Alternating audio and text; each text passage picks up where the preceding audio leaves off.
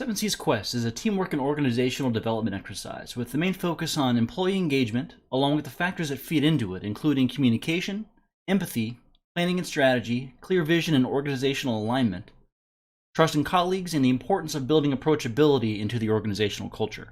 You play with large or small groups, anywhere from 12 to up to hundreds of people at a time. Theoretically, this game can be played with an unlimited number of participants, provided you have the space to do so. Total play time is going to be around 3.5 hours, which includes the 45 minutes of introduction, 15 minutes of planning time, roughly 45 minutes of gameplay, and a solid hour and a half for the debriefing. It's about playing to win and being successful, not just for each team, but as an organization. You'll find teams will have the tendency to compete and view the game as a competition against the others, while in reality, the teams who collaborate with the others, the ones who share resources, exchange ideas and information, and work together towards a common goal with the other teams, will have the best results. My goal with this video is to give you a breakdown of the game mechanics and give you an outside view of the game to help you understand the issues and opportunities and challenges teams are going to face during Seven Seas Quest. One of the main themes for the game is dis-unengagement, which is the removal of things that people find unengaging. And the main goal of the exercise is to cure the citizens of their country of Cultura, which has been affected by a disease known as Slink's Plague, which has the effect of de-energizing and disengaging the population. In order to cure this, teams must collect two forms of plants, called orchida, from a pair of islands on the other side of the map. Each type of orchida is worth 1 point, so if a team returns with 4 blue and 2 red orchida, they score 6 points. It's a turn-based game lasting 18 turns. Teams are able to move 1 space per turn and must leave Cultura, travel to one or both of the islands, and remain there as long as possible before returning to Cultura by turn 18. Each team is given a set amount of starting resources in the forms of food, water, gold coins, a dinghy, and a life ring. Each turn they spend resources depending on one of 3 weather patterns that exist. For instance, the weather pattern shown here is moderate, but if the weather is hot, they'll consume extra water, and if it's stormy, they'll consume extra food. The other factor which changes each turn is the typhoon. The typhoon is a permanent storm which moves around the center area of the map, and is considered a high-risk option for teams. It is faster and more direct, but if a team is caught by the typhoon, they are forced to spend additional resources that turn. Before leaving Cultura, they can freely trade their resources with the bank, depending on their plan and their strategy. Teams can interact with the local inhabitants on the islands during the game, but they can only purchase food and water using gold coins here.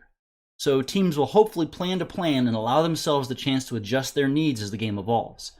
Additionally, teams can trade and interact with each other at any point during the game. A few options also exist for teams to take advantage of.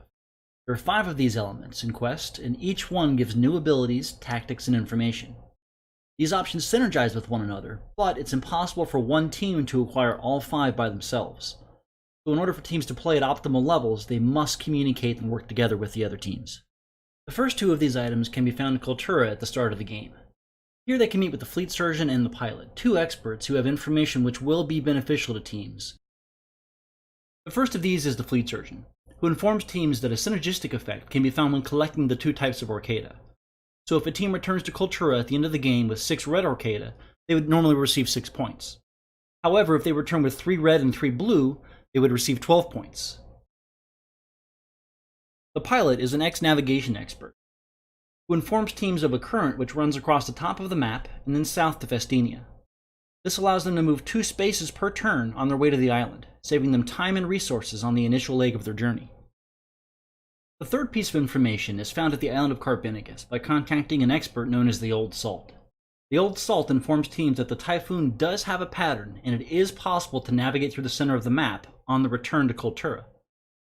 In their starting packet, teams are given charts specifically for tracking the typhoon each turn, and they can use these to decipher the pattern and successfully navigate their way back to Cultura.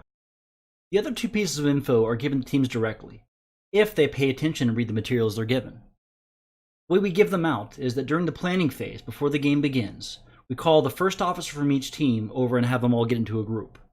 There, they're all given a crew reassignment form, and told that each of them is to transfer to a different team immediately. Now, this does a couple of things. It does bring into play a change management situation, where the teams are forced to undergo personnel changes during their initial planning phases. The second thing it does is give each of the newly assigned first officers a piece of information to take with them. Each of these reassignment forms will contain one of 2 pieces of information. Some will get item A, some will get item B. Item A tells about the current of Mike, which is a small current that allows teams to move from the Isle of Sunshine to Festina in one turn, saving them a turn if they choose to travel there. Item B gives teams the ability to split their crews using the dinghy if they chose to keep the one given to them in their starting resources. Having this knowledge allows teams to collect Arcata from each island simultaneously, virtually doubling their overall efficiency. There are a lot of moving parts and variables intentionally built into the game, and it provides teams with a highly interactive and challenging experience.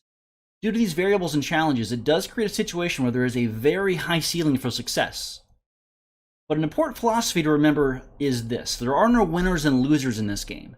Nobody fails, but certain teams and groups will have different levels of success.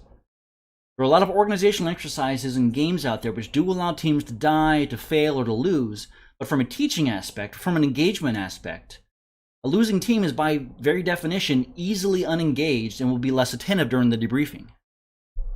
We try to approach the debriefing of quests with the same mentality. Let's engage participants by focusing on the positives. The teams who didn't optimize their planning and collaboration compared to others know what they did wrong and where they have room to improve. This easily ties into debriefing points of continuous improvement, constant reevaluation of the way we do things, and opening up examples of opportunity for growth. If you have any questions or would like to inquire about purchasing 7 Seas Quest for your organization, please feel free to contact us. We offer upfront pricing for all group sizes, as well as the train-the-trainer materials you need to facilitate this in-house. Thank you for watching, and remember, have fun out there.